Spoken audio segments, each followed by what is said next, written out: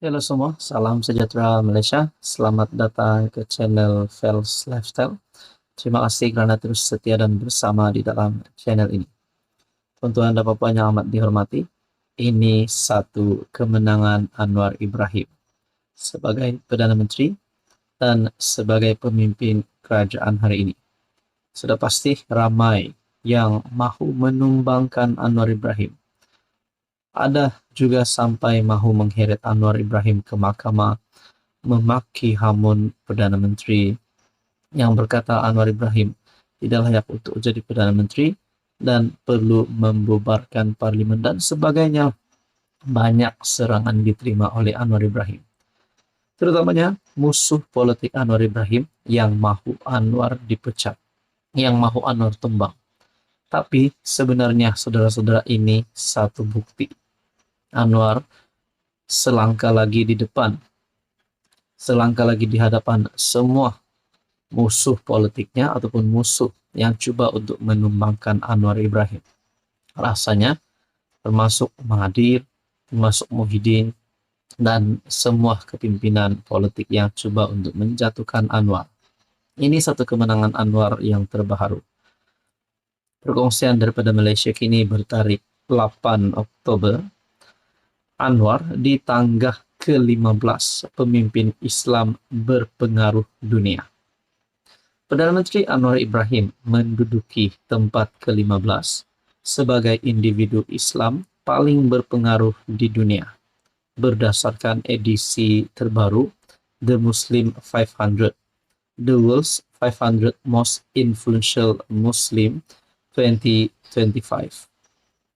Perkara itu dikongsikan Menteri Perumahan dan Kerajaan Tempatan Ngah Korming menerusi hantaran di aplikasi X yang mengucapkan tahniah kepada Perdana Menteri apabila berjaya menaikkan kedudukannya di tangga ke-15 berbanding ke-17 tahun lepas bagi kategori sama. Kejayaan ini menunjukkan satu teladan ketokohan dan kepimpinan yang inklusif untuk masyarakat berbilang kaum menurut Ngah dalam hantaran berkenaan. Saudara-saudara, ingin saya highlight di sini. Anwar Ibrahim yang berjaya menaikkan kedudukannya di tangga ke-15 berbanding ke-17 tahun lepas bagi kategori yang sama. Bermakna Anwar Ibrahim mendapat satu peningkatan, dan ini menjadi teladan kepada ramai orang, dan mungkin ini menunjukkan bahwa Anwar Ibrahim sebenarnya layak untuk terus menjadi Perdana Menteri. Mungkin berpenggal-penggal lagi, dan sekaligus ini satu lagi berita buruk untuk musuh politik Anwar Ibrahim. Mungkin dah boleh ucap selamat tinggal kepada mereka.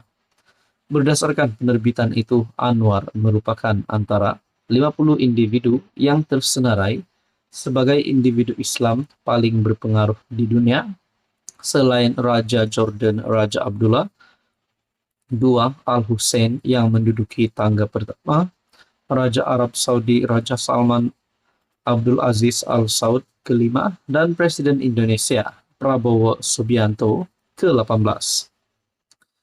The Royal Islamic Strategic Studies Center yang menerbitkan buku itu juga berkata, Anwar berada di tangga ke-9 bagi kategori pemimpin dan ahli politik Islam berpengaruh dunia, mengatasi Prabowo ke-10 dan Presiden Mesir Abdel Fattah Said Al-Sisi ke-11.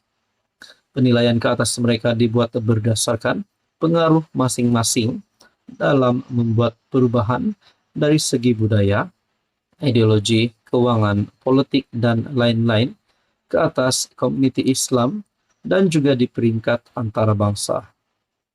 Dalam pengenalan ringkas mengenai Anwar, penerbitan itu menyatakan Perdana Menteri lantang mengenai perjuangan rakyat Palestin dalam menghadapi kekejaman Israel.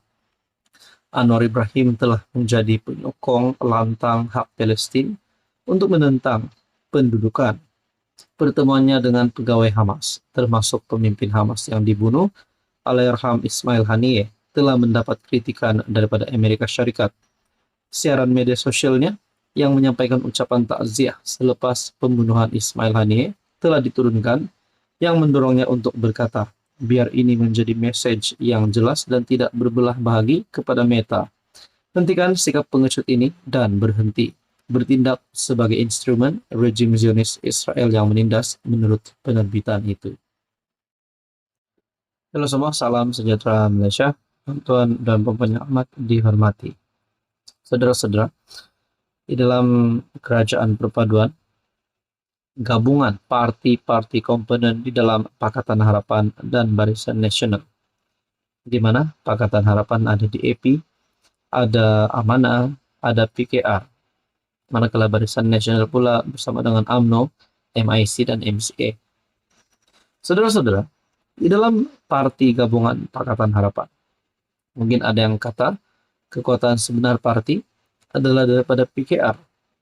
Kekuatan sebenar parti adalah daripada DAP, ataupun mungkin kekuatan daripada parti PH adalah daripada Amanah.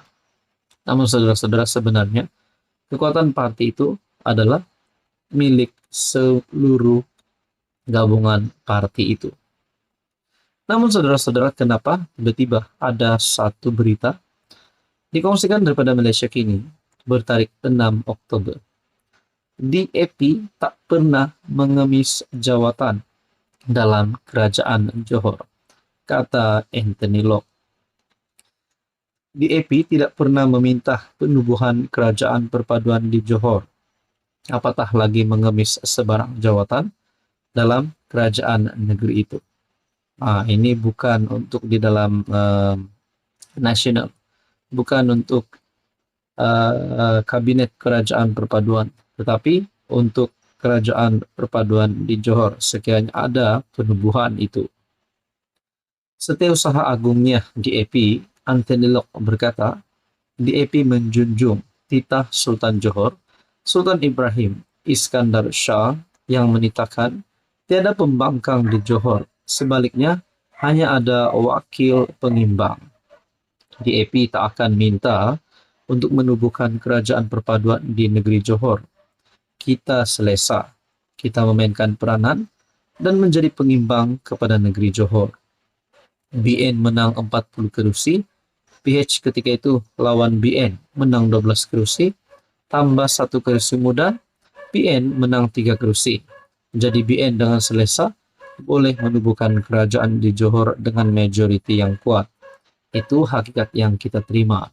Jadi saya nak menyatakan pandangan dan pendirian DAP bahwa DAP tidak pernah dan tidak akan mengemis jawatan kerajaan. Katanya ketika berucap rasmikan konvensyen biasa DAP Johor. Sebelum ini beberapa pihak dalam PH termasuk Amanah terus mendesak supaya kerajaan perpaduan ditubuhkan di Johor, susulan kemenangan BN pada PRK Dun Mahkota.